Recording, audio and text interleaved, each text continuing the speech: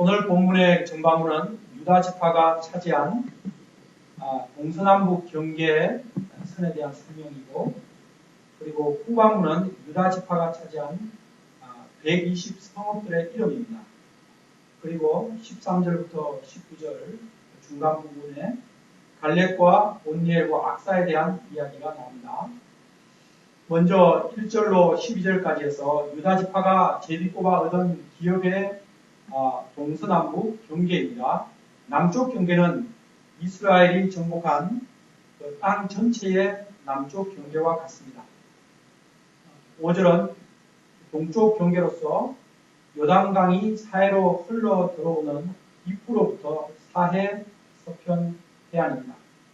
북쪽 경계는 요단강이 흘러 들어가는 입구 부분에서 시작하여서 지중해까지로 이어지는데, 베냐민 지파와 단 지파의 남쪽 경계와 일치합니다. 12절은 서쪽 경계로서 대해, 곧 지중해입니다. 20절부터는 유다 지파의 기업 안에 있는 120개의 성읍의 이름들이 나옵니다. 유다 지파의 경계를 지도로 표시해보면, 또 120개의 성읍들을 살펴보면 유다 지파가 아주 좋은 위치를 넓게 차지하고 있음을 알 수 있습니다. 유다 지파 안에 예루살렘도 있고, 또 헤브론도 있습니다. 땅도 전체적으로 비옥하고 이스라엘 역사의 중심 무대로 등장하는 지명들이 매우 많습니다. 유다 지파가 이렇게 좋은 땅을 차지하게 된 것은 그들이 운 좋게 제비뽑기를 잘 했기 때문이라고 생각하기 쉽습니다. 그러나 이는 과거 우리 하나님께서 유다를 축복하시겠다고 하신 그 약속의 성취입니다. 유다는 과거 동생 요셉을 애굽의 노예로 파는데 주동 역할을 함으로써 그 아버지에게 큰 고통을 주었습니다. 또 정욕의 욕망을 이기지 못해서 큰 허물을 남긴 사람이었습니다. 그러나 후에 그는 깊이 회개하고 변화되었습니다. 애굽의 두 번째 곡식을 사러 갔을 때 요셉의 친동생인 베냐민이 노예가 되어야 하는 상황에 처하게 되었습니다. 이때 유다는 자기 자신이 베냐민을 대신해서 노예가 되겠다고 자청했습니다. 그는 과거 요셉을 팔던 악한 모습은 사라졌고, 이제는 의붓 동생을 위해 자신의 목숨까지 내어놓고자 하는 매우 희생적인 사람으로 변화되었습니다. 그리고 아버지의 고통을 깊이 헤아리는 성숙한 사람이 되었습니다. 이렇게 변화된 그를 하나님은 야곱의 유언을 통해 크게 축복하셨습니다. 그에게 장자의 복을 허락하셨습니다. 이 하나님은 500년 이상 지난 지금 가나안의 땅 분배를 통해 그때 약속하신 축복을 실현하시는 것입니다. 하나님은 유다의 후손들에게 가장 좋은 땅을 허락하셨습니다. 이것을 통해 볼 때 우리는 그 조상의 믿음을 통해 그 후손들이 축복을 받는 것을 볼 수 있습니다. 조상의 믿음은 그 후손들에게 영향을 미칩니다. 또 조부모나 부모의 신앙의 유선이 그 아들이나 손자들에게까지 미칩니다. 이를 생각할 때 우리는 나 자신이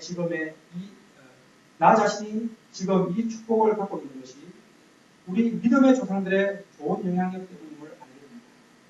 그리고 깊이 감사하게 됩니다. 우리 하나님께서는 그 선조들의 믿음을 축복하시고 그 후손들을 복주십니다. 저는 우리 모임의 고이사무엘 선교사님이나 워드베리 선교사님, 전요한 박사님과 같은 초창기 믿음의 개척자들의 이야기를 듣거나 읽을 때 깊은 감동을 받습니다. 그리고 그분들의 주님을 향한 그 순수한 사랑과 열정, 그리고 세계 선교에 드린 그 헌신으로 지금의 우리가 축복을 누리고 있음을 알게 됩니다. 또 양화진에 가서 구한 말에 우리나라에 오셨던 그 선교사님들의 무덤을 보고 또 그분들에 대한 전기책을 읽을 때 참으로 그분들의 영적 유산으로 우리나라가 지금의 이 놀라운 축복을 받고 있음을 깊이 감사하게 됩니다. 제가 우리 모임의 조상들께 이 땅에 오신 선교사님들께 또 손양원 주기철 목사님과 같은 믿음의 선교들께 깊이 머리 숙여 감사를 드립니다. 이분들의 믿음으로 우리 같은 후손들이 큰 축복을 누리고 있듯이 또한 우리들의 믿음으로 우리 후손들이 또한 복을 누릴 수도 있고 또 나쁜 영향을 받을 수도 있음을 알고 제가 후배들에게 믿음의 본이 되는 삶을 살아야 함을 다시금 알게 됩니다. 후배들에 대한 책임감을 가져야 합니다. 믿음은 나 한 사람으로 끝나는 것이 아니라 반드시 그 후배들에게 또 나의 자녀들에게 미칩니다. 제가 이를 알고 적당하게 믿음 생활을 하지 않고 책임감 있는 믿음 생활을 하기를 기도합니다. 하나님을 순수하게 사랑하고 열정을 가지고 서울대와 세계 선교에 쓰임받기를 기도합니다. 13절부터 19절까지는 갈렙이 헤브론을 기업으로 받은 내용인데 16절부터는 그의 딸 악사가 윗셈과 아랫셈을 갈렙으로부터 얻은 내용입니다. 갈렙은 기럇세벨을 반드시 정복하고자 했습니다. 그러나 그 성읍의 정복이 쉽지 않은 것을 알고는 자기의 딸을 내버렸습니다. 누구든지 기럇세벨을 점령하는 자에게는 내 딸 악사를 아내로 주리라. 이에 온니엘이 용감하게 나아가 그곳을 점령하였고 악사를 아내로 얻었습니다. 그런데 악사는 매우 담대한 믿음의 여인이었습니다. 그는 출가할 때에 그냥 출가하지 않았습니다. 자기의 땅이 내게 땅으로서 건조한 것을 알고는 그 아버지에게 땅을 더 요구했습니다. 19절입니다. 내게 복을 주소서. 아버지께서 나를 내게 땅으로 보내시오니 샘물도 내게 주소서. 이 딸의 요청을 아버지 갈렙은 윗셈과 아랫셈이 있는 땅을 더 주었습니다. 당시 유대사회는 남성 위주의 사회로서 딸들이 요구하는 경우는 매우 드물었다고 합니다. 그러나 악사는 믿음으로 땅을 요구하였고 윗셈과 아랫셈을 얻었습니다. 우리에게도 이런 악사와 같은 스피릿이 필요합니다. 악사와 같이 믿음으로 구하면 우리 인자하신 아버지 하나님께서는 다 들어주십니다. 우리가 단순히 자기 이기심에 근거해서 요구하는 것이 아니라 하나님의 뜻 안에서 복음 역사를 위해 특히 양들을 위해 요구할 때 우리 하나님은 더욱 잘 들어주십니다. 우리가 악사와 같은 자세로 우리 하나님께 나아갈 수 있기를 기도합니다. 하나님께서 전 세계 233개국을 우리에게 주시도록 또 중동과 북한도 주시도록 감사하게 기도하기를 기도합니다.